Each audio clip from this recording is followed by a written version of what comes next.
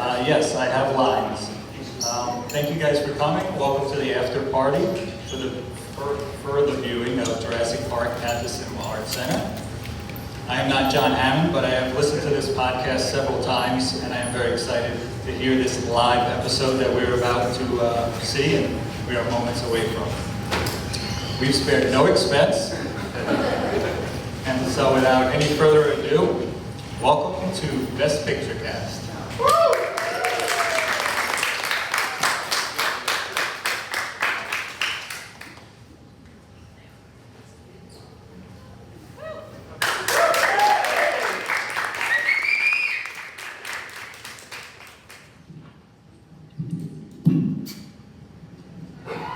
All right, hi everyone.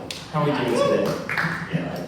I'm Kieran B. I started a podcast 4 years ago to discuss all of the Best Picture winners after I watched them all, and I decided to get together with my friends and torture them to do the same. So a few of them are here with me today. I'm going to have them introduce themselves in a bit. We're Best Picture Cast. We cover, as I said, mostly Best Picture winners, but we do like to dabble with some other films along the way just to kind of keep our appetites going. And believe it or not, in those 4 years, we've covered 99 films, and today is our 100th film. And it's one that's a fun one. You guys just watched it. It's one that's near and dear to all of our hearts here. It is Steven Spielberg's Jurassic Park. Quite the film, as you just experienced. I have with you my co-hosts. I'm going to have them introduce themselves in a bit. You can find us on all the Spotifys and all the Apples and everywhere you get your podcasts.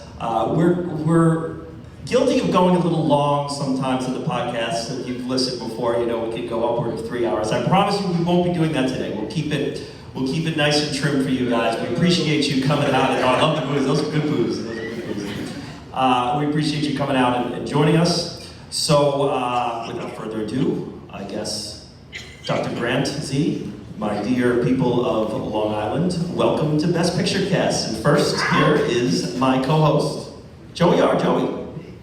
Welcome, thank you so much. So happy to be here talking Jurassic Park. This is wild. Joey, what are you drinking here today? I'm drinking the Threes Brewing Vliet, which I usually get here. It's a nice light IPA.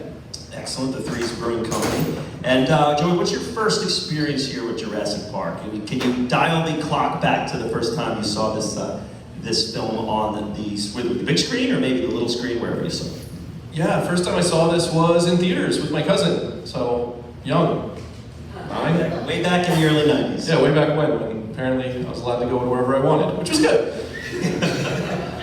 Watched it a bunch since. I saw it in theaters again. I think we figured out the 25th anniversary release. And then a couple years ago, took my son to a Jurassic Park live show. When they played the theme, I cried while he ate all the popcorn. So I love this movie. Outstanding. Up next, I want you to tell the people who you are and what you're drinking here today. Hi, I'm Grant Z, and I am drinking Blind Bed Brewery's potato stout because I like bads and I like potatoes. Local. Grant, how's your memory working these days? Do you remember the first time you've seen this? I'm sure you've seen this hundreds of times. I have a better memory than RDP. It's no, I saw it in the theaters also with my parents, and I remember the Dennis Nedry jet scene really freaked me out. Yes, Yeah, indeed. specifically that. Yeah, we were right at the age here on this one where these scenes were exciting enough, but also terrifying enough to really be dialed in.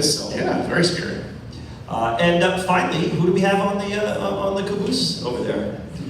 I'm Chris G. Happy to be here. Love this movie, and yeah, it's a logical conclusion, which I get every time I'm here. Absolutely, that's a wonderful segue as I'm drinking the same thing. This logical conclusion. It is a hazy IPA. It's from Threes Brewing Company, as Joey mentioned before, and they're Brooklyn or the city. Yeah, They're somewhere Brooklyn based. But there's a little startup spot over here too, a little satellite shop over by the post office in town. So you can check them out too. They're good people over there. Chris, your first experience with Jurassic Park? So as I've said many times in the pod, I did a lot of weekend movies with my dad, and I can name a handful that I remember leaving the theater, and my dad and I just looking at each other and be like, well, that was something I'll never forget. And this is certainly one of them. I was about 13 years old, so it was in the sweet spot of this is who this movie is for, you know, like that age group. And I just remember my dad being like, well, that was one hell of a movie, you know. So it stands in one of the top 5 movie experiences in the theater. And for the loyal listeners and followers of the show, you'll notice there is a 5th missing here. Artie B is not here. He was here. He told us he was going over to the vending machines, and then someone saw him speed away in a Wrangler. So he might be taking BPC files to one of our competitors. He got what he deserved. Okay, so for me, the first time I saw this one, this was a 4th of July weekend. We were on summer vacation in Block Island, and I had just watched Lex Luger body slam Yokozuna on Intrepid. Yes, yeah, that was a great moment for America that year, for sure. So, you know, I was all fired up from that, and all the kids in the vacationing families got together, and this was the first film I saw in theaters without any adults. So they sent all the kids off and did their own little Jurassic Park, I guess. And we went and watched Jurassic Park on the big screen. Little, you know, this is summer 3rd grade, so it's a little, you know, all right, here we go. Like, this is a big adventure here. And you know, any fears that you had going in are kind of held in good hands with Steven Spielberg, because he knows how to thrill you, how to scare you, but keep you safe inside your vehicle. It was an absolute blast. I remember rushing home after it, and you know, everyone saying, you know, both my parents saying, you know, how was the movie? How was the movie? It was like, we were just screaming, said, oh, this is great. The lawyer got eaten by the T-Rex on the toilet. And my dad, who's a lawyer, would say, oh, great. This is teaching our children well here. Yeah, no, so definitely a special movie in my heart here with this one. Joey, I'm going to kick it off to you first. You're kind of in seeing it on the big screen. You said you were there for the 25th anniversary in the probably math is bad. Was it 2008 maybe? Sure. I saw that on the big screen. I think they had like a 3D release back then. Yes. Yeah. So unnecessary. How was it this time around? What are some opening thoughts on the film and how it affects you here? Man, 30 years later. It hits amazing. Like, this is the 3rd time I watched this movie this week, and I was into it the whole time. It's, you know, because we watch these things for the prep. Sometimes it's exhausting, sometimes it's this, and it's amazing each time. And how many countless times you've seen it, it's still so worth it. It's so much fun. Yeah, Grant, how about you this time around here? You know, it's funny, when we started like doing this podcast, I started watching movies a little bit differently and kind of noticing different things. And when we saw The Godfather here, it kind of elevated the movie to a place where I didn't think it could go. And there was a similar experience with this, where you kind of notice the great cinematography techniques by Dean Cundy, or the great sound design, things like that. So some things really pop. So all of those things were definitely ticked off on my list. Yeah. Chris, how did this movie hit you this time around? I mean, listen, it's a wild when a movie that's this old can hold up this well, and it has a lot to do with it. And we're going to get into later some of the subtext of what this movie is talking about under the surface, and also like the limitations of the creative restraints of this movie. Meaning, they were inventing the technology as it was happening, and they were using practical effects in addition to those, and just those limitations lead to like absolute genius, in my opinion, and that really stands out as you watch it in 2024, when we have so much technology, and all the heart and soul of the movies are drained out of most of the ones we watch now. They're great. What's that? Movies look great. Yeah, I mean, it's really, this movie might have single-handedly ruined cinema with the technology it produced, but this movie is absolutely astounding. Yeah, it's kicking in at almost the perfect time for it, because you have Jim Henson doing all the Muppetry of it and the puppet work, but you're also on the advent of CGI, so they blended the two almost perfectly in a way that, you're watching it in 2024 and the T-Rex hits the screen and it's, it's almost like, wow, this looks better than anything I've seen in the last 30 years, because it's not, Clash of the Titans or some random, mid-2000s movie that, some CGI bursts through the screen. It's like, okay, I'm watching a movie right now. That's it. You feel like you're in the car there as that thing rolls out of the pad. It's the absolute apex of practical and computer effects, just blended brilliantly. It goes downhill after this, I feel like. Yeah. They get a lot right visually too with this. The colors, it made them quite a lot of money with merchandising and all that too. It's just, think about a movie where they show you the gift shop in the movie and you want to visit it when it's done. But the colors of the jungles and the jeeps and the costumes, they get everything right from the eye here in this one. And you match that with the just wild performances from everyone in this movie. Everyone in this movie is trying to steal the mic from the next person, just dialing up levels and trying to capture the lead role of this film. It's almost like every single person here thinks they're the lead in this film, and it's hokey and pulpy to the perfect level, where you get these memorable performances that just don't quit throughout the entire 2 hours of this movie. And then the dinosaurs end up being the star. Yeah. But they're all in there fighting their way, and that's what makes it so much fun. Yeah. Greg, you brought up some of the technical work here. Dean Cundy doing the camera work. He famously did Back to the Future and Halloween and some others too. Proof Frame Roger Rabbit. This whole movie is done basically the same year, filmed the same year as Spielberg is also tackling Schindler's List, which is his big Oscar winner, and both movies come out the same year. So a lot of his main people, like Janusz Kaminski, who's doing the camera work for Schindler's List, right? He has to enlist Cundy to come into this one, and he's kind of splitting his team into twos while he's doing both those movies in the same year, which is a wild feat as you think about it. But John Williams does double time here in this one. He's doing the score in Jurassic Park, the famous score, probably one of the most famous scores, maybe only to his work on Star Wars, is recognizable. You play this theme, anyone out there knows what you're hearing. And he's doing double work as he wins the Oscar for Schindler's List, but in many ways, maybe this is the one he should have been up for. Yeah, but it's just one of those things where you got two Spielberg movies, and one is just this immaculate, thought-provoking, soul-crushing movie in Schindler's List, and then you have this really fun dinosaur adventure, and it makes sense that the more important one was going to get the nominations. But for sure, the Jurassic Park score is way more memorable. Yeah, there was definitely a lot of whistling of John Williams in my household this week. You can't let it escape you after you see the film. I should say too, there's four of us here, there's a fifth in the back. A gentleman introduced us, Jay, back there. When we kick it off to the crowd and do some listener questions, he's going to be going around and playing Dr. Hammond and getting your take and your opinions on the park up here. So if you've listened before, you've heard Jay as well. So.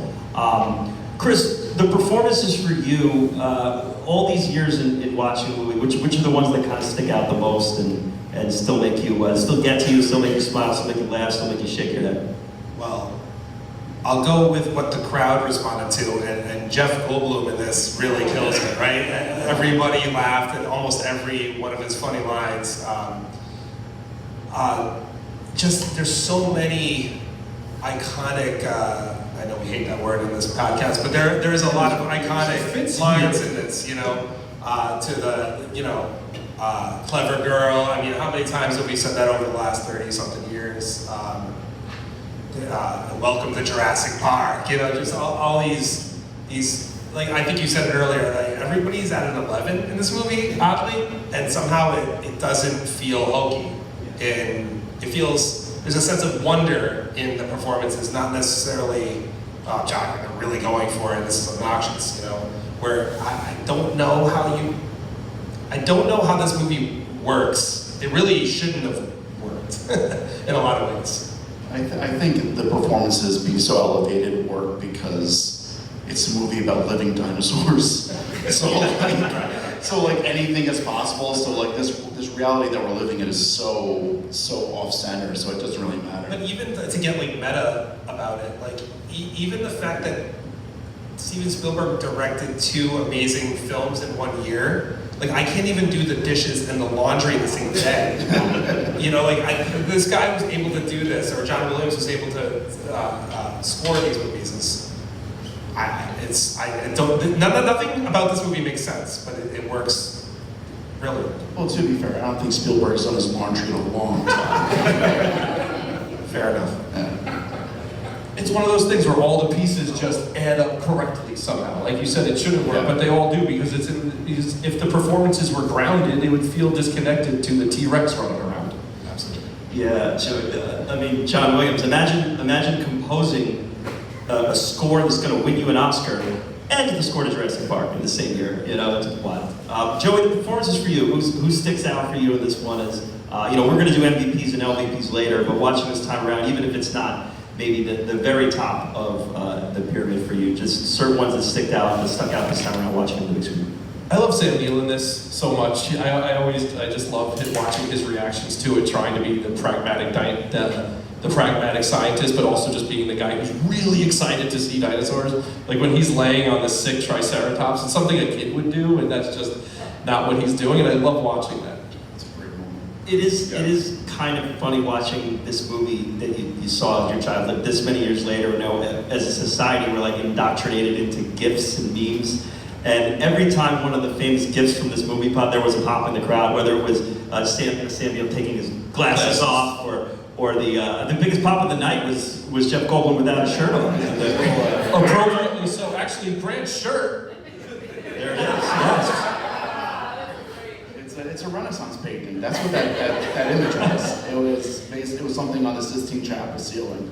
That's why he's there for that moment. Yeah. That's why you need a chaostician to get the insurance to approve you. Exactly. Yeah. The movie also Spielberg does the stacking all of the verbose exposition and explanation in the beginning part, so that in the last kind of 40 minutes to a half hour, you can just have fun getting chased by dinosaurs. So like we'll go on the DNA ride, and we'll have the dig in the beginning where he's explaining that this worker died and there's a lawsuit.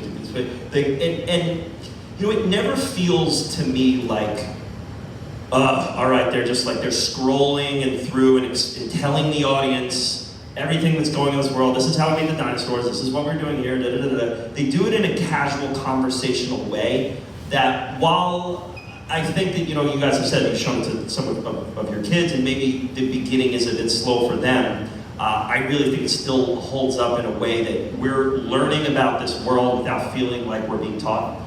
Yeah, I mean, the example, the Dino DNA video is one of the best exposition dumps ever. Brilliant. On film. It's absolutely brilliant. It really is. And it's such a heady subject. And in 1993, a lot of people weren't talking about DNA and things like that. So they had a lot of ground to cover. And I think they did it in a way that it fit the narrative of the story, because it had the whole theme park appeal to it, and it kind of caught the audience up to what was happening here. I want to just comment on I want to expand on the animation, DNA. I watched this with my 8-year-old daughter. I cut out some parts, don't worry. We skipped some parts. I watched the whole thing with my little guys this morning. Oh, good. That's amazing parenting. Good job. My daughter saw everything. So we watched that part with the animation, and while that exposition would normally be boring for her, we've literally been on to events or exhibits or museums where they had something very similar to that. Yeah. So she was completely in. She's she was asking me questions about it. I'm like, this is why this is genius. This explains it for everyone to understand. And now we know what's going on in the movie without it feeling like it's being explained to us. It's absolutely brilliant. It's just great choice. really Yeah, intense. now you say you skipped parts. What parts did you skip? You know. Because now, Are you asking me for parenting advice, Kieran? Because no, we're not going there. We're not going there. But your daughter is the exact age that I was when I first saw this. For context, so- inappropriate age, but it's, it's fine. It's I had a He did blast. fine. He's all right. You expose early, so those things are scary. And you just make them a little anxious now. Or it completely backfires. You turn out like me. So I guess we got to mention Michael Crichton here in this whole thing. Did Yeah. any of you guys read the book when you were little? Did you read it as adults? No. I did not. I read it a long time ago. Yeah. Yeah. It's not really much I remember from it. Yeah, I mean, I probably did it about 2 or 3 years ago, Okay. but I did not as a kid because I remember it was a big It's a thing. dense book too. It was like in like 7th, 8th grade, it was like, oh, you didn't read Jurassic Park. So it's very different and in a lot of ways, but they were making the movie and like the book came out and Crichton was basically writing the script as the book was being released. I think that he might even have finished the screenplay before the book was dropped. Well, he sold the rights before it was done. Yeah. So they were kind of doing it together. That's unbelievable. His script was not the final script. It was rewritten after him. But yes, it was sold well before it was done. It's an amazing story. Yeah, That's great. whatever rewrites they did are damn near perfect. I mean, it's like the between the one-liners and the playful back and forth, along with the heavy-duty, well-delivered exposition. It's on paper. It's like it's just up there. It's just a really tight story. Yeah. Just like the way things fold, like the way things unfold is just really tight. And it moves fast. That was 2+ hours. It didn't feel it. Kieran, would this be a good time to talk about maybe the subtext? Yeah. Cover Yeah. this Right. first Go line? on. Go off on technology. I'm just going to take a quick Dinosaurs second. too. I'm going to take a quick second. I noticed as I was watching this film that there was a lot of references to parenthood and pregnancy and birth, and I started to do some research, and I realized that is actually like pretty well established subtext within the film, and it goes within the acts. Like the first act is anxiety of childhood. For instance, like at the beginning, they have a conversation about kids, and that they kind of they're expensive and they smell, and he goes on the whole array, right? So they're talking about kind of anxiety of having children, and they're also looking at fossils through almost like a sonogram kind of screen. So it's a lot of references to parenthood or pre-birth. In the second act, there's a lot of references to birth, like they go to the fertility clinic. Essentially, is what they arrive to on the tour, and you see a dinosaur being born. There's the Triceratops. They find the sick Triceratops, and her response is like she's crying and she's saying, what does she say? Sorry, she says, "Hey, baby girl." He says, "She's the most beautiful thing I've ever seen." Those are the things often people say about babies being born, or the first time they see a baby. She examines the poop of the Triceratops, which, if anybody's had newborns, unfortunately that's the thing you have to do. And then finally, the third act is them becoming a family unit. The reluctant father figure becoming a parent. So I thought that was really fascinating. Along with all the other themes that Spielberg is famous for, the broken family, and Yeah, that was where I was going next. issues, yeah. Yeah, Spielberg always laces the divorce into the flawed visionary, the loss of control, all those things that he does all the time. And we have that here in the very beginning of the movie. He said, why can't Hammond be here? His daughter's going through a divorce. And we have the kids, the kids are brought here to kind of take them away from what's going on at home. And the lawyer runs out of the car. He left us. And then Graham kind of comes in and brings them together and gets them through the park and that. So it's you see all that in there too. Yeah, keeping your child alive is a big theme in this, and anybody who's a new parent that's something that you're terrified of. So it's really, I thought that was like a fascinating little wrinkle that I didn't obviously see when I was 13, but seeing it as an adult, it's very, it adds another layer. It's why this movie works in a way that like the new ones don't. There's like a humanity to this original one, where if you watch any of the ones the last 10 years, they're completely lifeless in my opinion. Yeah. And this is why there's so much humanity in this. Well, I mean, that's the Spielberg touch. It's just even Right, baby. even in the Lost World, it just felt more like a money grab than it was a Steven Spielberg vision.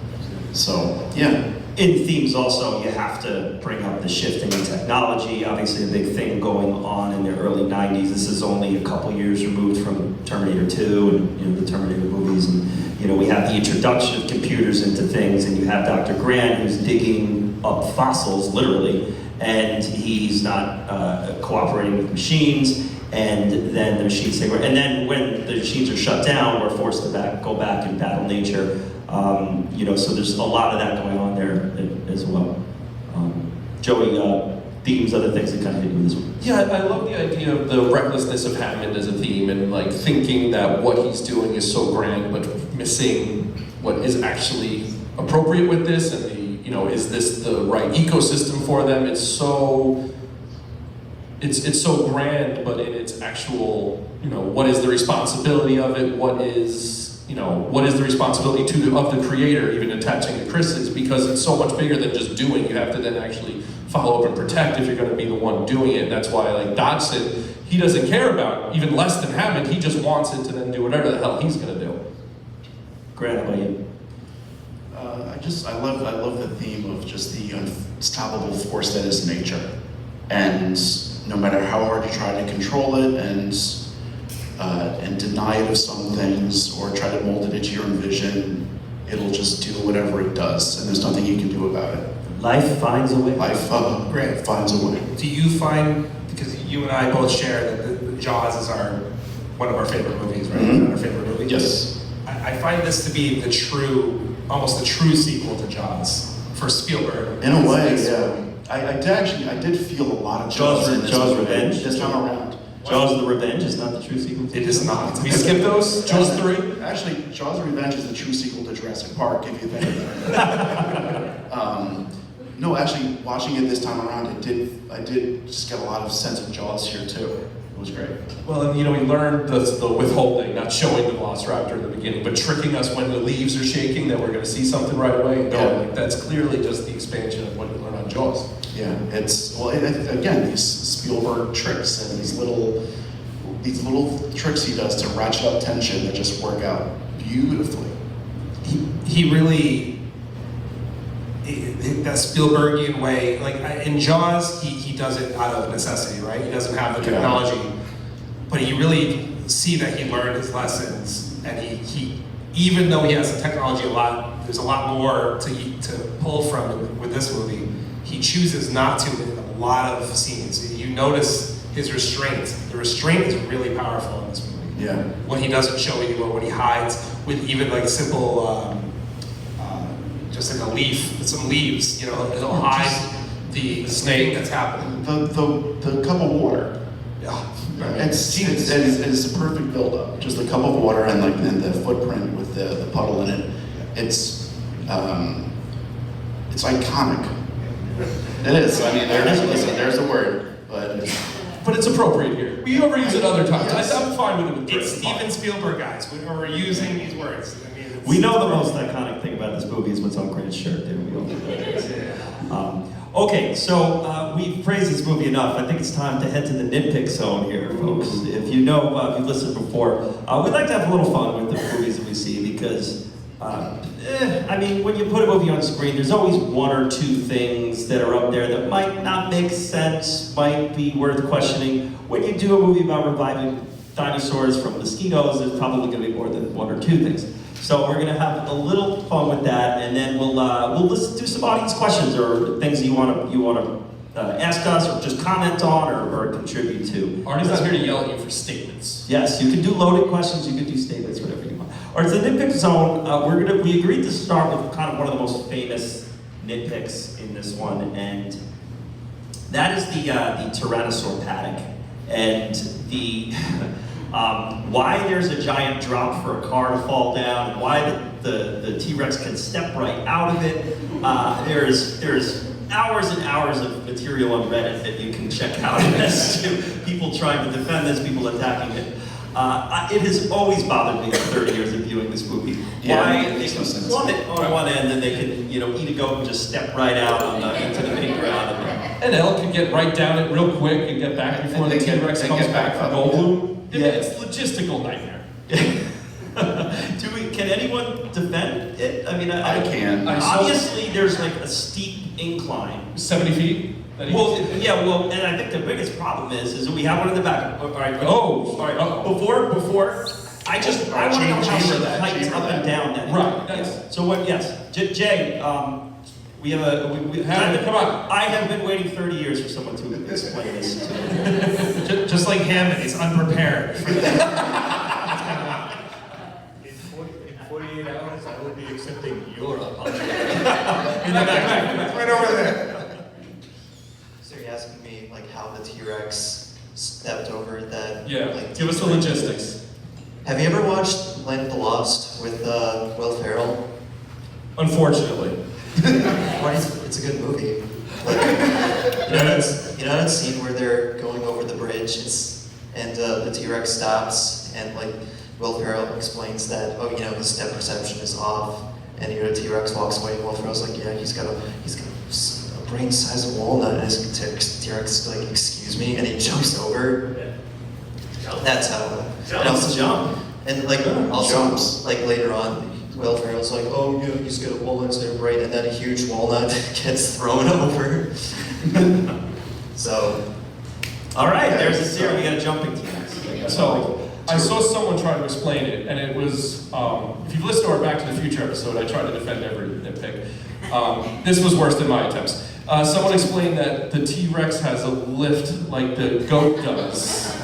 Okay. But it's not in the book. It's not anywhere. It's just some guy who really did not like nitpicks of this movie. Well, this is why Reddit was invented, Joe. Apparently, to empower these people.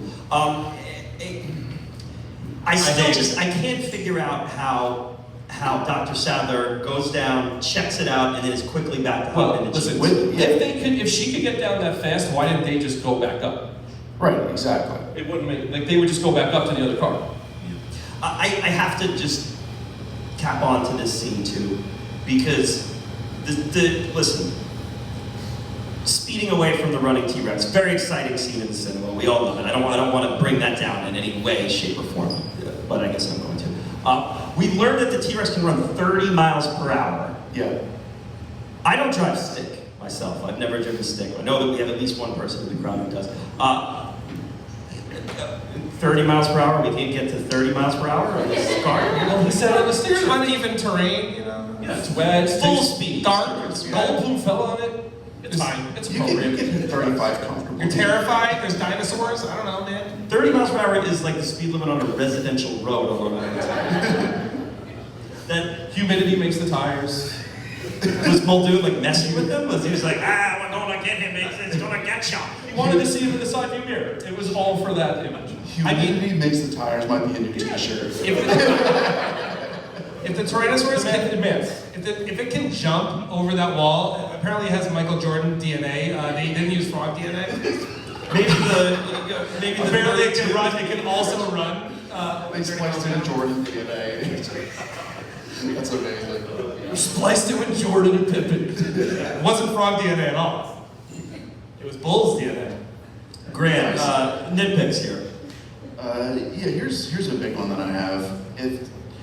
So their only means of keeping in these dinosaurs, these horribly violent dinosaurs, is just the electrified fence. If there's no power, it's not strong enough to hold a dinosaur. It's not strong enough to kill a 7-year-old, actually. Like It's Hammond's failure. But he spares no expense. Like he says it all the time. Logic. There's logic. I don't know. He's also has no one around him who says no. You don't get those eyebrows if you have someone around you who says yes. He doesn't have Roosevelt. They're atrocious. That's the only way Woo's getting a job. Worst geneticist ever. Well, let's not talk about the sequels. Let's leave the sequels out of this. I will not have any BD Wong shade here. I will not have it. No shade on that. Friday too. Come on. Since we're on the spare no expense, I'll throw another spare no expense pick on there. No, I'll get you next, Chris. Okay, spare no expense. Richard Kiley is doing the voiceover on the cars. Richard Kiley, we've spared no expense. Cost doesn't account for taste. Richard Kiley? I mean, like, we can't get Peter O'Toole. I had to Google who it was. We can't get another Attenborough in there? Yeah, I mean, what about one of his co-stars from The Great Escape? I mean, they're all alive. The guy directed Gandhi. We can't, let's come on. He's got to That might as well be some friends. You know, he's from Scotland. Get Sean Connery. Get Sam Neill to do it. Richard Kiley. Richard Kiley. Do you know what his number one credit on IMDb is? What? It's Jurassic Park. That's not a joke. That's an actual fact. We have a T-Rex. We have a T-Rex. Look to your right. There is a Dilophosaurus. Okay, Chris, what do you got? That was Peter O'Toole, by the way. Oh, thank you. It always works when you have to tell them. Welcome to Jurassic Park. It's going to be fun. It's going to be fun.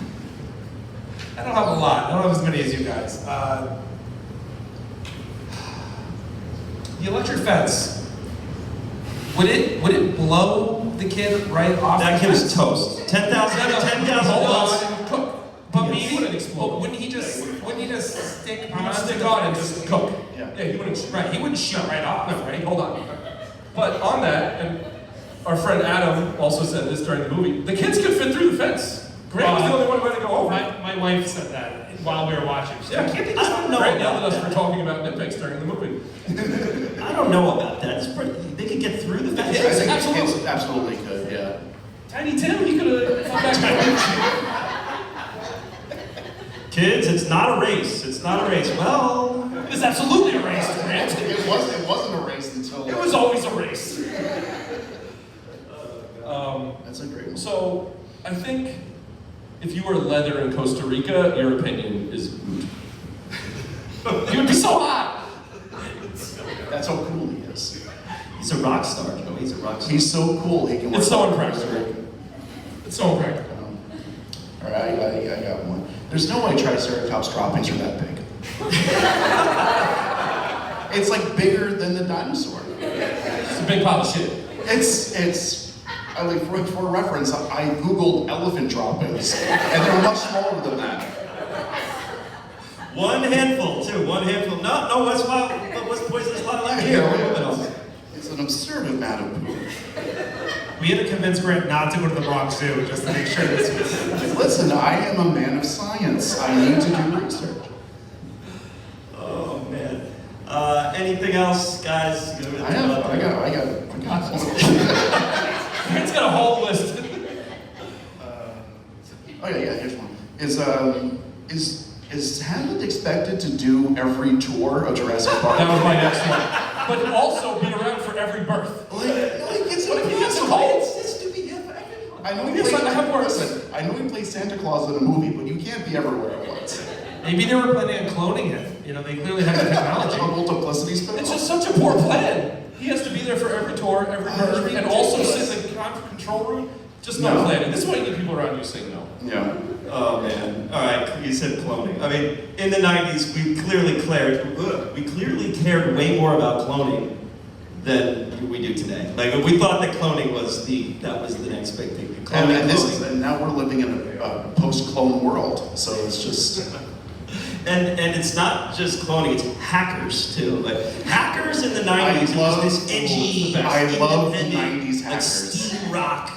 Yeah. It's amazing. I love knowing Hackers in the 90s. Now they're just employees in the Apple store. Yeah. They're at the smart bar. Hackers are real, man. It's a CD-ROM. They're just bots that can break into our emails and send links to all our acquaintances. Some people we don't speak to anymore.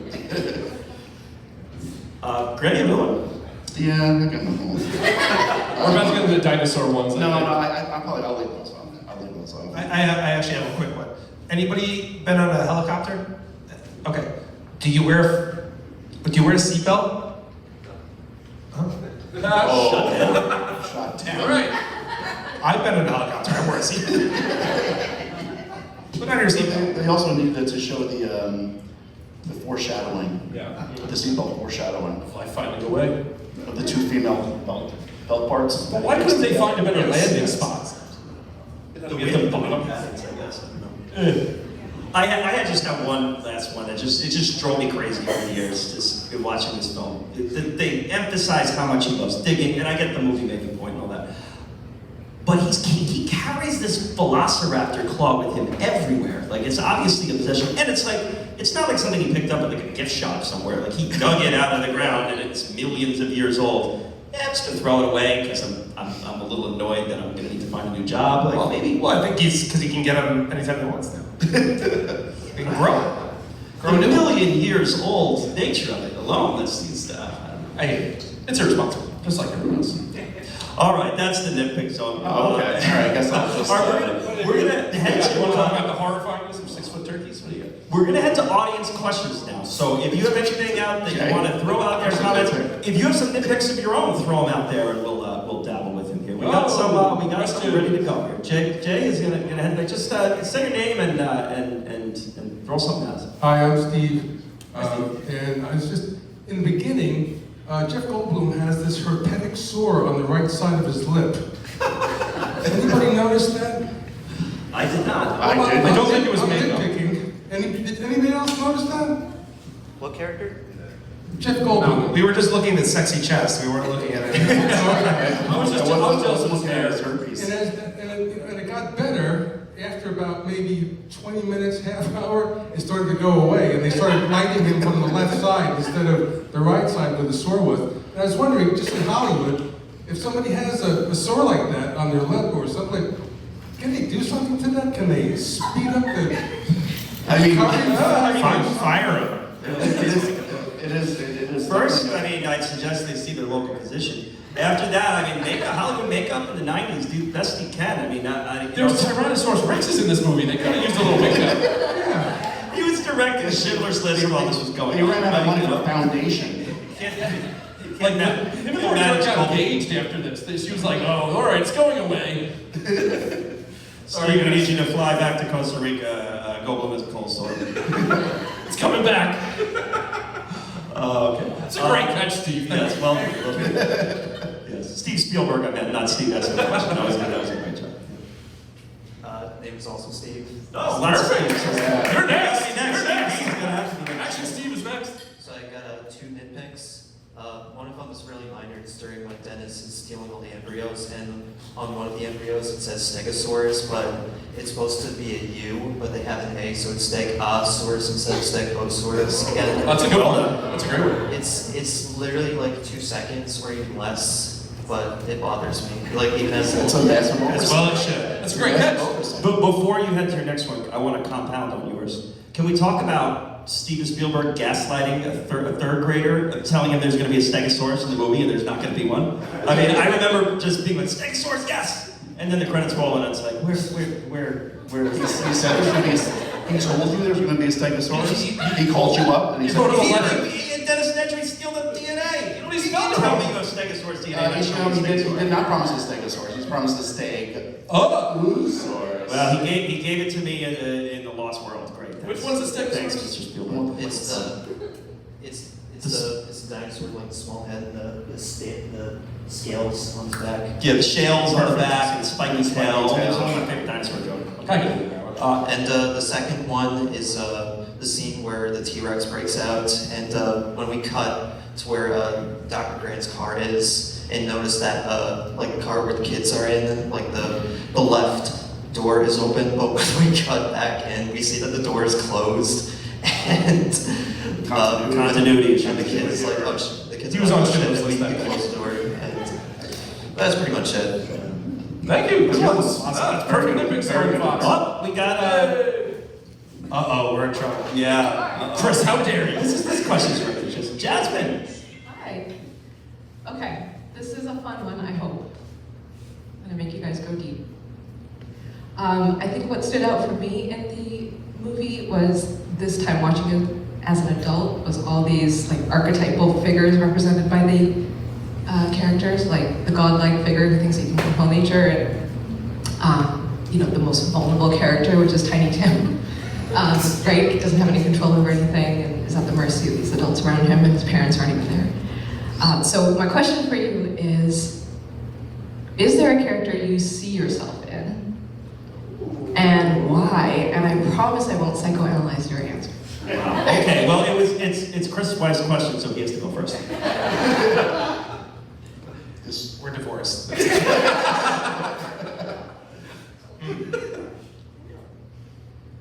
I mean, if I say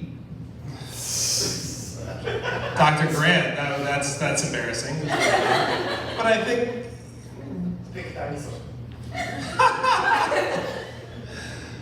Oh man. Well, Grant, how about you? I don't know. I have no idea. I would go with the Triceratops. I think. No, let's see. I don't know. Like, is it weird? Is it weird that it's Dennis Nedry? Yeah, things are weird. It's concerning. I will sell you out real quick. Real quick. No, I don't know. I would probably go with Dr. Grant, but not because he's far more brave than I am. But just the I do feel like when Chris was talking about the coming into your own as a father figure and things like that, I think that's just something that over the past few years with 2 kids, that's something that I have grown into. So I would say Dr. Grant.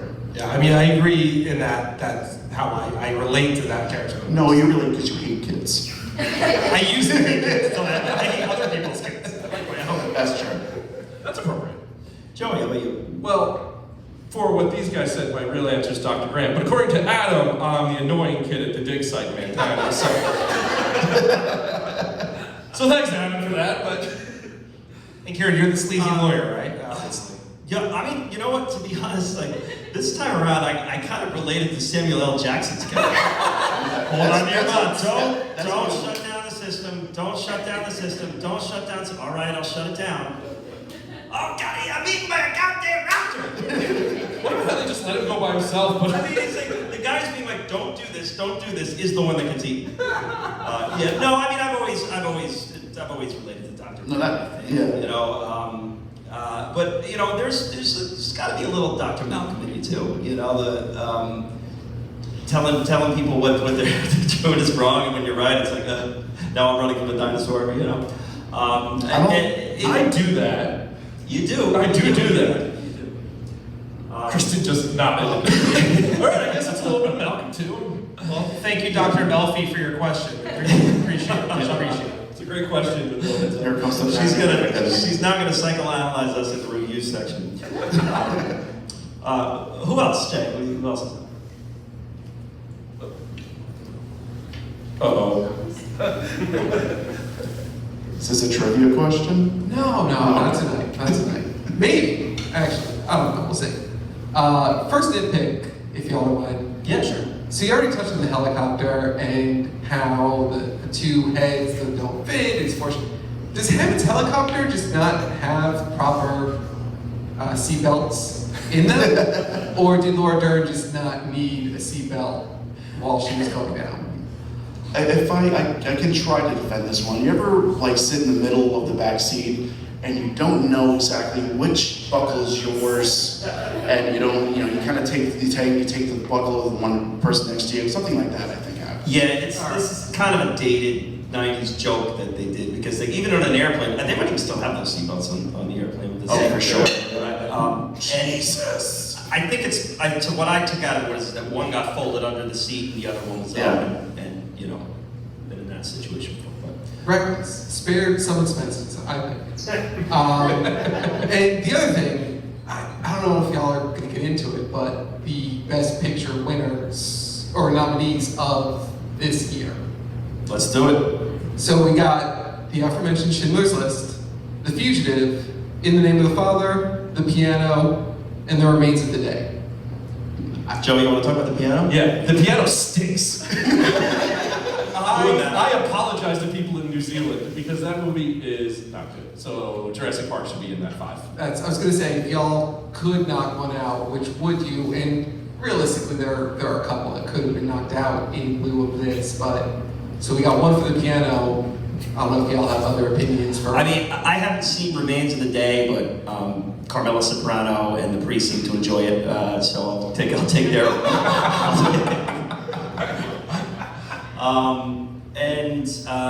In the Name of the Father, that's Daniel Day-Lewis. I haven't seen that one. I don't know. Jurassic Park should have been nominated for Best Picture. Yeah. I think they just, that was. We're gonna nominate The Fugitive, and that's gonna be the fun one, and the rest of you shut up. We're going period pieces with the rest. This is a movie that was up for, I think, 3 or 4 Oscars. It won them all. It was all on the technical end, sound and visual effects, and all deserved sound editing. And this should have been up for more. And one of them that, I guess when we go into the awards, I'll say there should have been an acting nomination in this one, too. But, thanks for the question, Dan. Thanks, Dan. We've said uh-oh for every single person. They've all been correct. Adam is here. Adam's the freezers. My wife's was definitely By way of Michigan. Yes. My wife's was definitely the most scary question. You can only go. You can get better from here. I'm gonna play it back and figure out if I answered it properly. No, this one's a softball. So you mentioned Spielberg, having directed Jurassic Park and then overseeing post in Poland while he's doing Schindler's List. So goes down as 2 films in '93. So my question is this the most mic drop moment of a director doing 2 films in 1 year?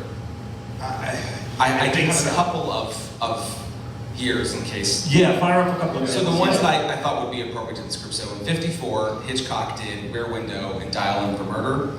And then in '74, Coppola did both Godfather 2 and The Conversation, and Mel Brooks did Blazing Saddles and Young Frankenstein. Ooh. And Spielberg has done this a couple of times with 2 films in 1 year. But I wonder, is this the epitome year of a director doing 2 films? I think, I'm sorry, Joey.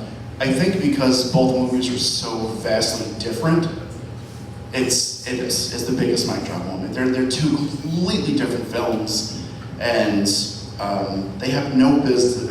Neither of them have no business being as good as they are. So it's Yeah, I think that's the answer. These are 2 things that shouldn't be directed by the same person. The fact that the same person did it the first same year is unbelievable. I mean, I kind of like the double Grace Kelly drop there from Hitchcock. That's great. With Dial M and Rear Window. I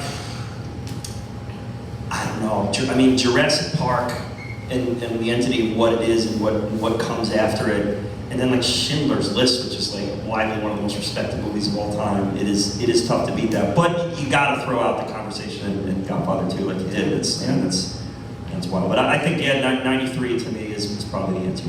I think if you're talking about cultural impact and like they said, 2 totally different films, I think he's just dunking on everyone else. I just don't see how it's not the absolute pinnacle of somebody just crushing 2 things in 1 year. I watch this movie and it makes me miss Prime Spielberg so much. Yeah, it kind of, after this, I would say a decline, but this is the pinnacle, I think, of Spielberg's powers. I mean, he did Private Ryan after this. Yeah, he does a lot of great films yeah, after this, but I don't think he's never as absolutely brilliant or absolutely as culturally relevant as this. This was his MVP season for sure. I mean, they're still selling Jurassic Park Legos, new sets. It's just so in the culture. Merchandising. So to sum it up, there should have been dinosaurs in the Fablemans. I would like to 5% more. Yeah. Got another question? Got another Steve with another question. Steve B. Steve. Action Steve. All these questions have been real serious and to the point, so I'm going to ask a little funnier one. Do it. If you had to cast a modern day actor to play a velociraptor in a live action role, who would you choose and why? Bonus points if you could explain how they bring their emotion to the role. I mean, this is the easiest question in the world. Okay. Oh, isn't it? Go for it, Chris. It's Will Ferrell and John C. Reilly, right? Step Brothers. I mean, Couldn't get my inner T-Rex. That's amazing. It's a good one. I'm probably somewhere between Bill Hader or James Woods. I don't know. James Woods. You say Ghost of Mississippi didn't give raptors? No. I would say, I mean, Andy Serkis is probably up there. That's a good one. I'd probably do Christopher Walken. I feel like him as a dinosaur would be really great. That's pretty good. Yeah. I like that one. Any other questions from the crowd? We got one more? It's not a question, it's a nitpick. And it comes to me every time I watch this movie, but it's how quickly everyone also turns into a veterinarian, even though they're paleontologists. You know, like all of a sudden Laura Dern knows how to diagnose a triceratops, and she's checking its tongue and its eyes. I think she's an paleobotanist. Paleobotanist. Yeah. She has no qualifications whatsoever. Yes, her degree is in plants that have been dead for millions of years. And the actual veterinarian just gives her a flashlight. He's like, oh, I didn't think to look in the eyes. That might be the best nitpick of the night. How do you train to become a dinosaur veterinarian? Like, I don't know. Yeah, like I feel like that takes a lot of schooling. Or none. Any other questions? Any other comments? Jay yourself. Yes. Jay, I have to ask you before you go here. The first time you saw Jurassic Park? Can't even remember. It's one of those. Well, I never saw it in theaters, so this was the first time I saw it in theaters. Wow. I think I know the answer for the last two, right, but you're going on a desert island, you can only pick one, Jaws or Jurassic Park. Jurassic Park. Yeah, it's Jaws. That's Jaws for me.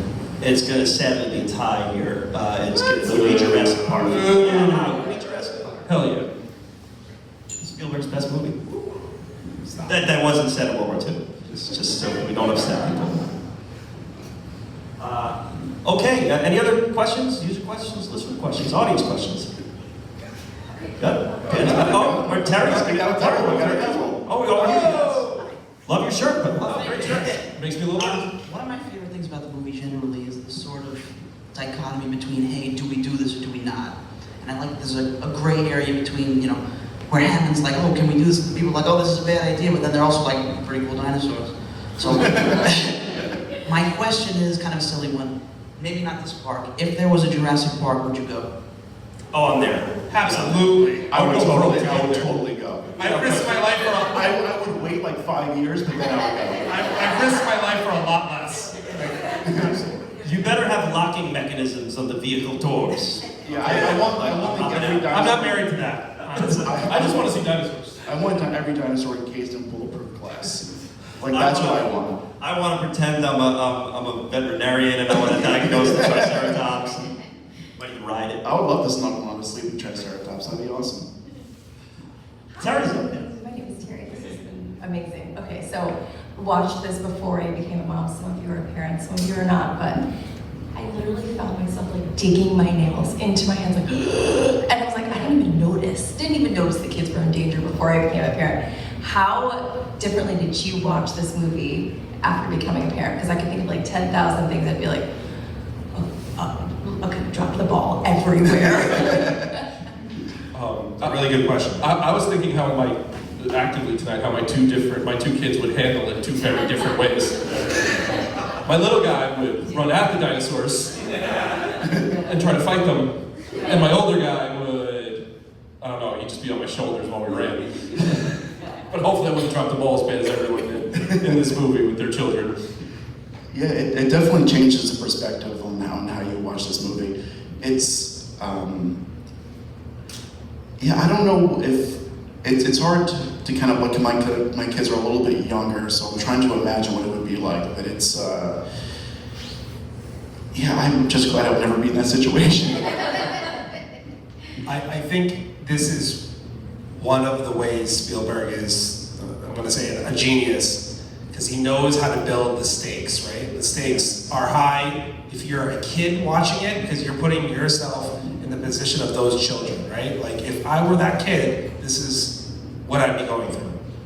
As a parent, you're watching it, oh my God, I'm one of the adults, and how am I going to help these kids survive this situation? And it's just genius level building of stakes, and he does it immediately almost. Like the first scene of the movie, you see somebody get pulled in and murdered. So you know right away, like, this is not a safe place. Right? And as soon as these kids are introduced to the situation, you immediately know, like, these kids are in danger. And it's just absolutely, unbelievably brilliant. And yes, it definitely has a different effect on you as you get older and as you have children, and if you watch this, you just see it differently, like you see everything differently. That's a good answer. There's a great beat in that scene where they're getting attacked by the T-Rex, where you have Dr. Grant, who's not a father, and you have Dr. Malcolm, who is, watching it unfold. And in the typical movie, typical Hollywood movie, it happens and they just act. They spring into action. And Spielberg has them not react. They're just watching it.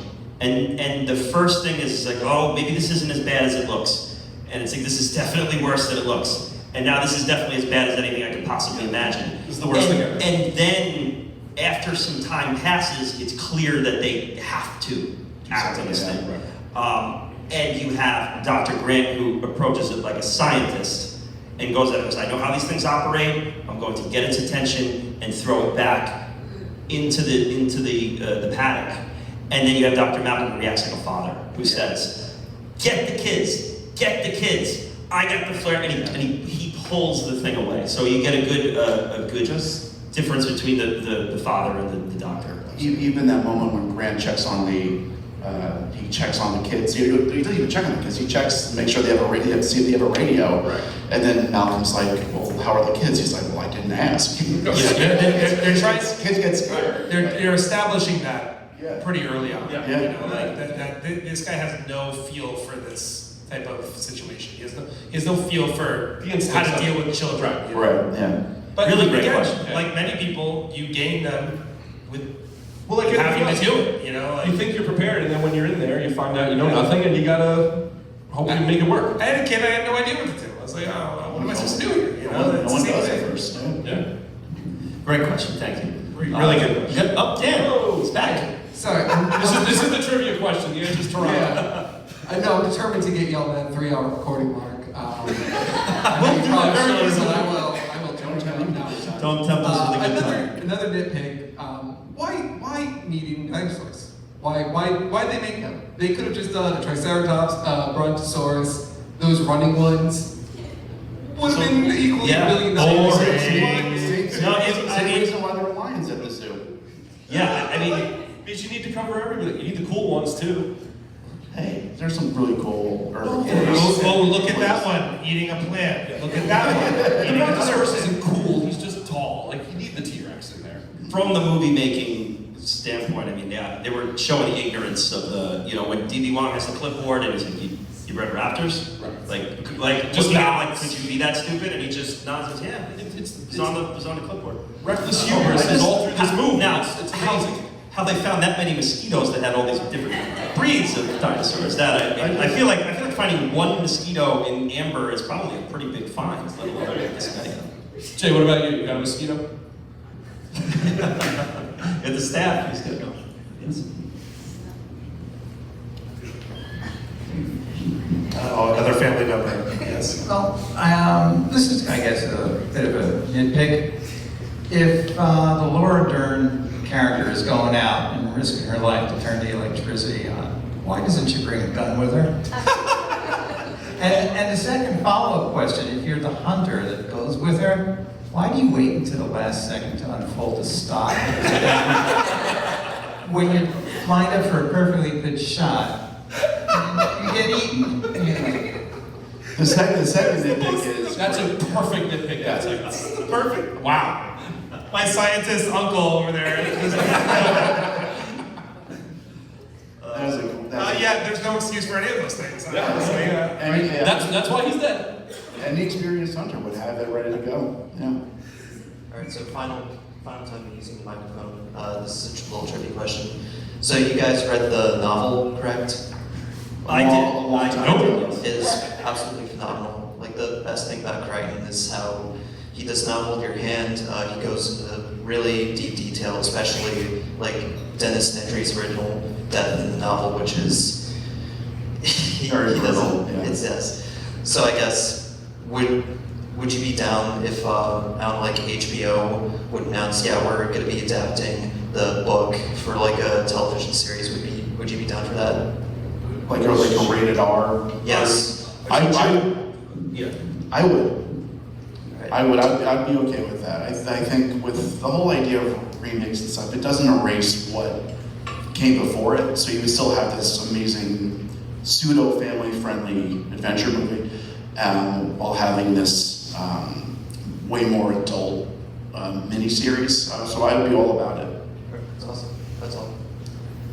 I mean, to me, normally the answer would be no if it was a classic like this, but the brand and the franchise has kind of been so saturated, Destroyed. done, and yeah, Destroyed. a fresh, different look in a different format, like a 10-episode show or something like that. Yeah, I'd check it out. The answer is I'd watch it. I would be happy about it. Any other questions? Anyone else? No, we're good. All right, let's give out some awards here. We have one more. One more. No, cancel that. Cancel that. Cancel. All right, we got one more. We got one more. Cancel I that. need to get this off my chest. This has been bothering me. So Ellie's character, she bothers me for many reasons, but specifically, she's been running through dinosaurs. She's been dirty. She's been injured. She has been risking her life, and then at the very end, she gets on the helicopter and she doesn't have a scratch on her. I mean, her hair is redone. Her makeup is perfect, and then all the kids' scratches are gone too. Like they have big gashes on their face, gone. Everything like it never happened in this, helicopter scene. It disappeared like Jeff Goldblum's cold sore. It really Going back to the first question, Grant. Wow, you bookends this audience questions, man. Well done. What a segment. That was awesome. Thank you. All right, let's give out some awards here. So just if you're not familiar with Best Picture Cast, we give out MVP, the most valuable player of Jurassic Park. We give out LVP, the least valuable player of Jurassic Park. We give out a little participation award. We throw a little love to someone else in the film that maybe isn't up for the big time accommodations. And we do a time machine recast. We can pull someone from old Hollywood, throw them into Jurassic Park. We can take someone from today, put them in there. We might even have James Woods or someone play a raptor. What did you choose? Christopher Walken. Christopher Walken play a raptor. It wasn't along those lines, but that we made Write that one down. and then we'll talk about scene of the movie too and go from there. So we'll go MVP first. I'll start on the back end, work your way to B. Chris, who's your MVP for Jurassic Park?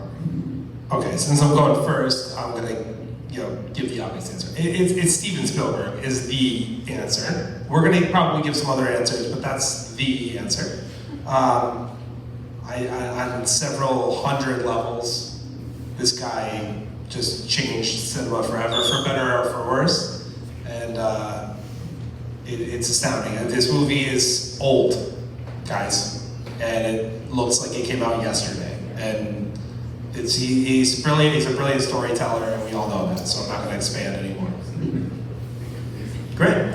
I'm going to go with my boy, John Williams. I think this score really does bring this movie home. It's a terrific movie without the score, but then the score is just what brings it from a 10 to an 11 to me.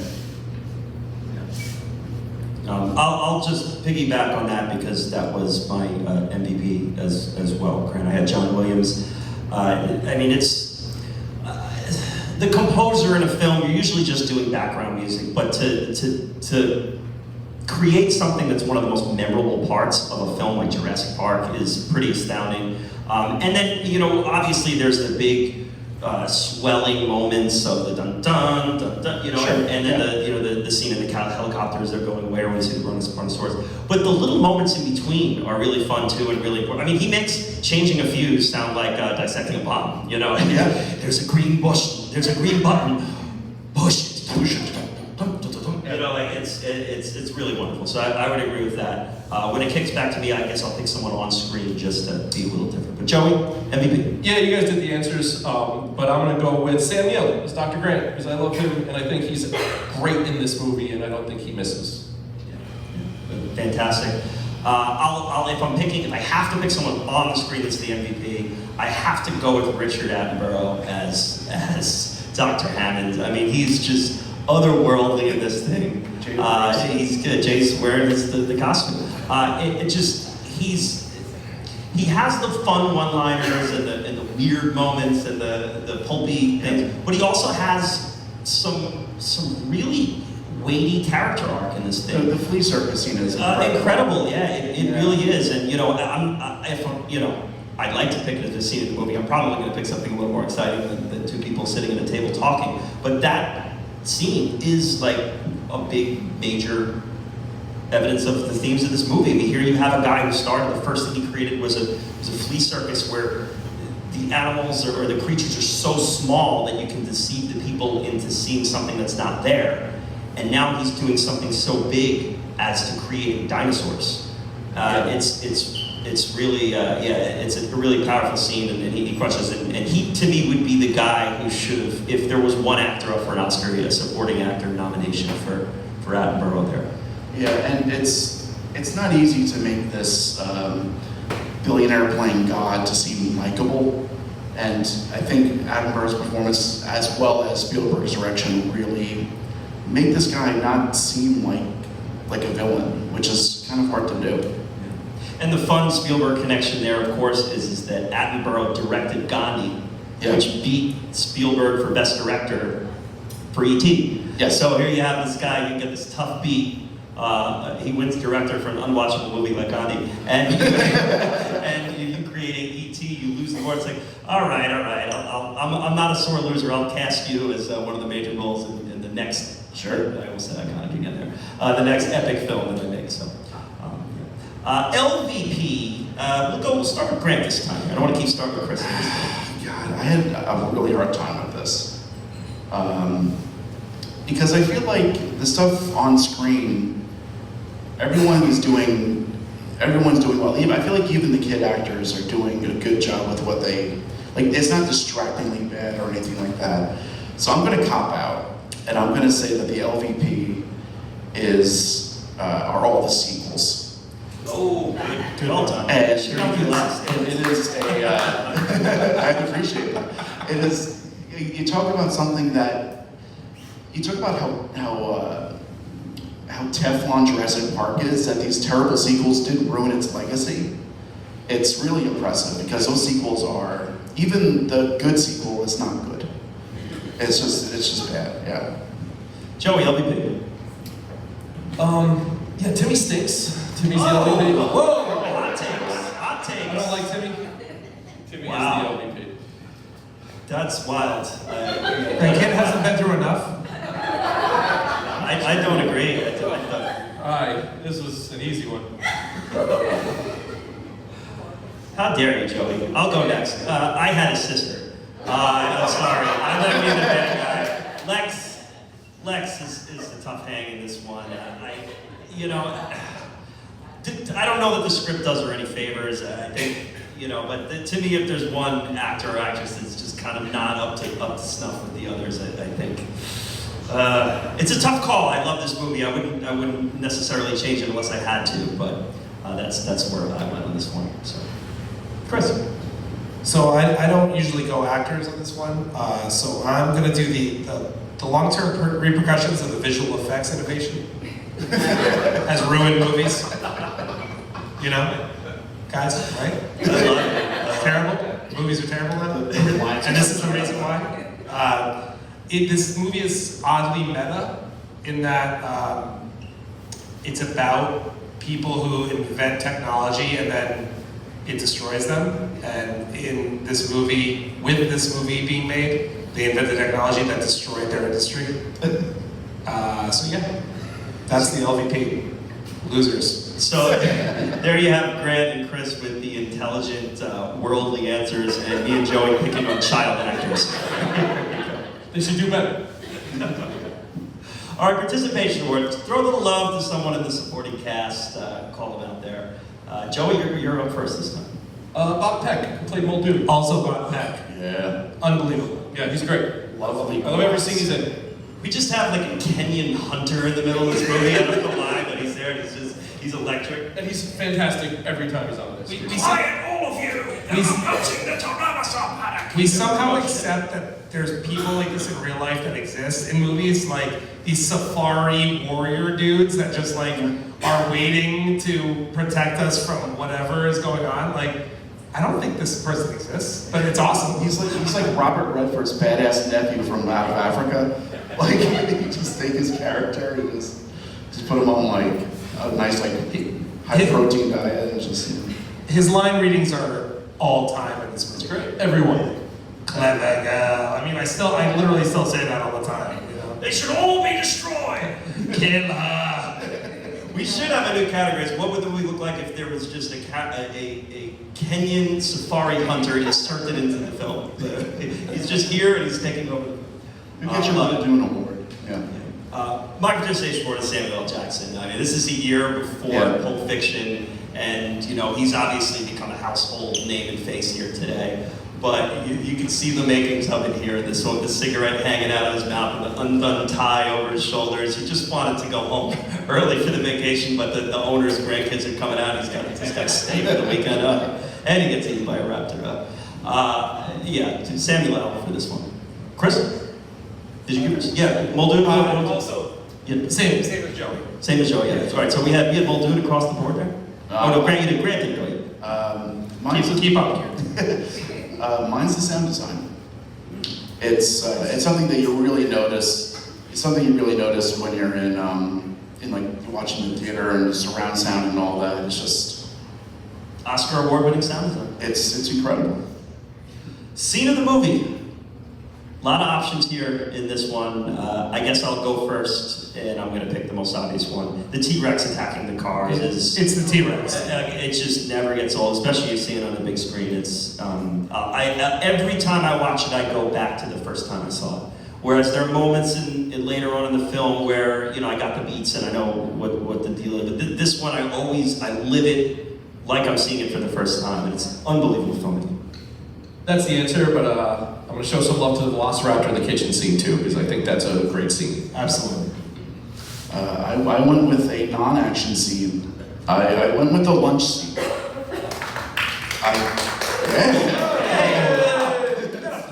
That's amazing. I love, even in a movie like this where it's just, there's so many exciting scenes you can watch, I still love the idea of just people expressing their beliefs over a table. Just great dialogue, great delivery, great acting. It's just blaring in their eyes. It's incredible, yeah. Nice to see this. That's a great call. It's a great scene. I like when it gets to Dr. Grant after the two of them roast him and he starts talking and Ham's like, this guy's got an Oscar monologue too? Like, geez, they all come prepared for this? Yeah, no, good choice there, Grant.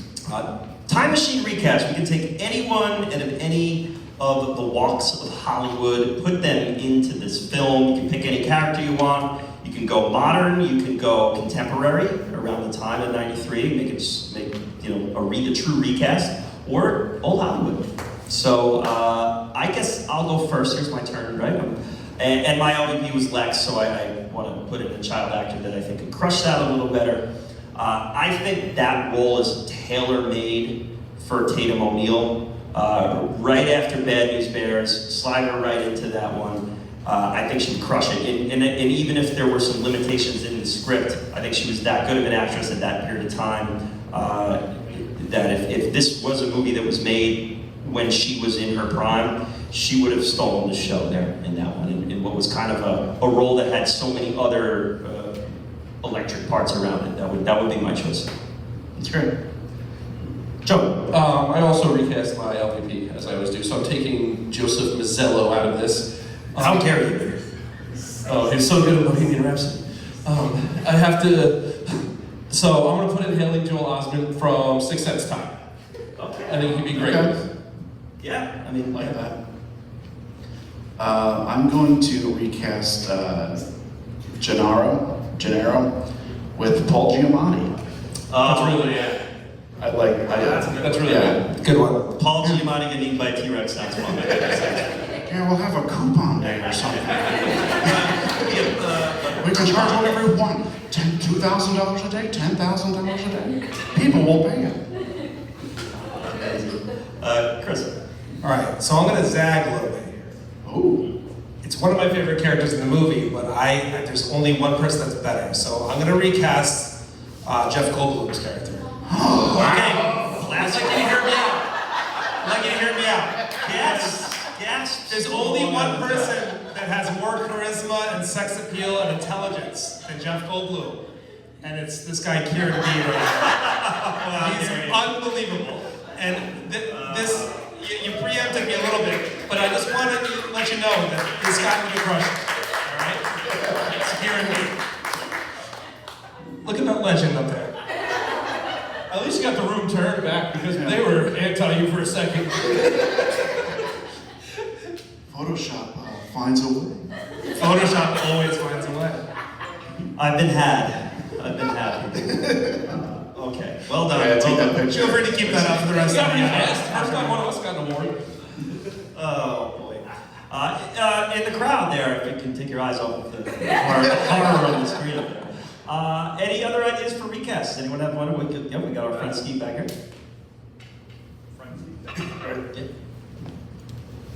Alright, which one of you guys said like the raptor for James Wood? Oh yeah, that was me.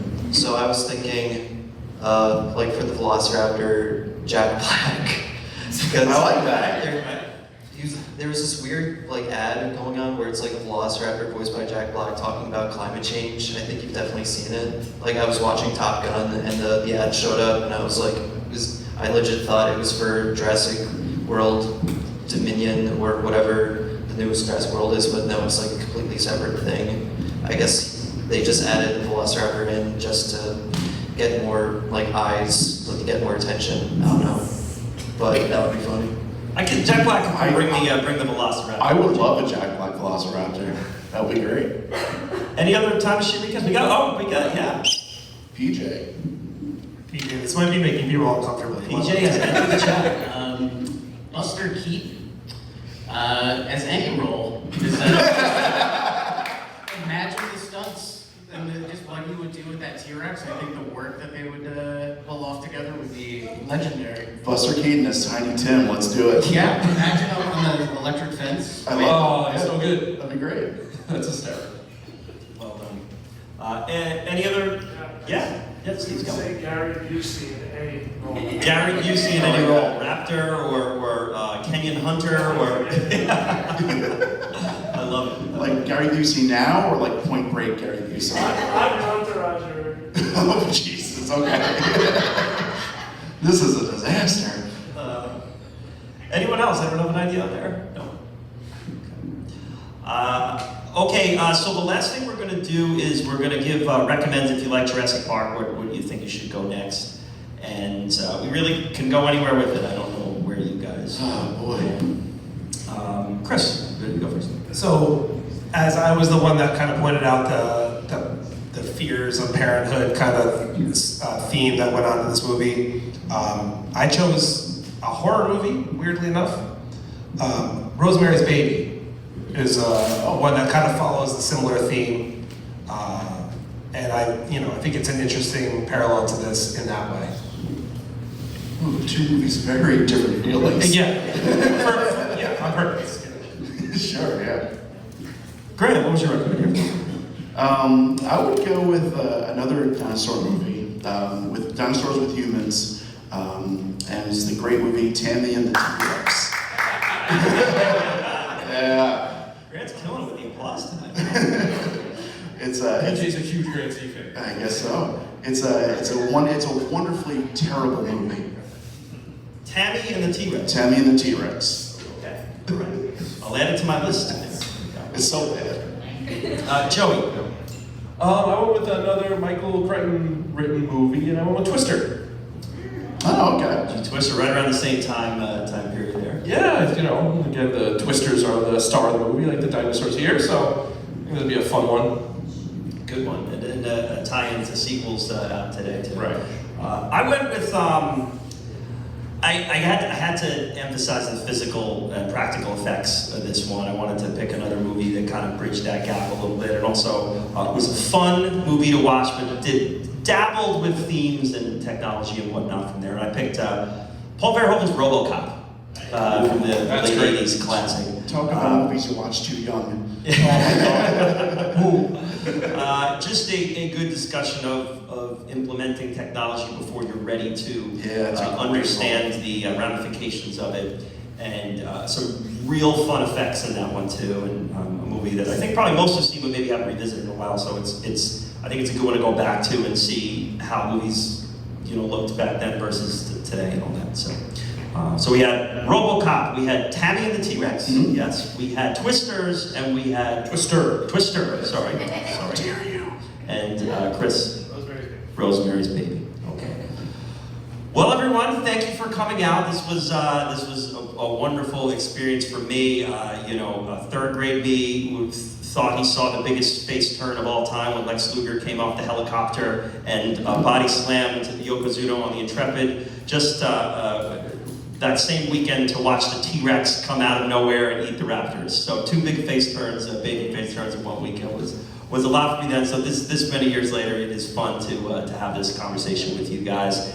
And I want to thank my co-hosts here, Joey, Grant, Chris, Jay for asking the questions over there and manning the microphone, PJ, and Steve doing the technical work back there. Everyone who came for the movie and stayed. This was a hell of an experience and a lot of fun for myself. I'm speaking for my co-hosts here, I'm sure all of you. Best Picture Cast is really wherever you get your podcasts. It sounds just like it is. Best Picture Cast. We're on all the social medias. We do some fun things on Twitter and Instagram, so you can follow us there. We cover lots and lots of movies. Like I said, this is our 100th movie covered. We are releasing our 75th Best Picture winner on tomorrow, or Monday. It is Ordinary People, Robert Redford's Ordinary People. We've covered all sorts of Best Pictures. We've covered both Godfathers. We've covered The Sound of Music. We've covered The Departed. We've covered Gladiator and All About Eve and many, many more. So check us out. There is a deep back catalog. It's been rolling for 4 years. I hope you guys can check that out and follow along. We had a lot of fun talking with you here today. It's the first time we've done this. Should we schedule the next one? Should we schedule the Manchester by the Sea podcast next week? Obviously. That one something. I had a blast. Thank you guys. Joey, just want to say your... Yeah, thank you all for coming, all you strangers that we don't know. That was very nice of you. But thank you for the Cinema Arts Center for letting us do this. This was awesome, and hopefully we'll do it again. Yeah, it was a lot of fun doing this, guys, so thank you all very much for coming out. Thank you, Chris. Thank you very much, everyone. It wasn't nearly as terrifying as I thought, and I appreciate you guys not heckling us off the stage. Thanks so much for coming out here and staying. We appreciate you guys.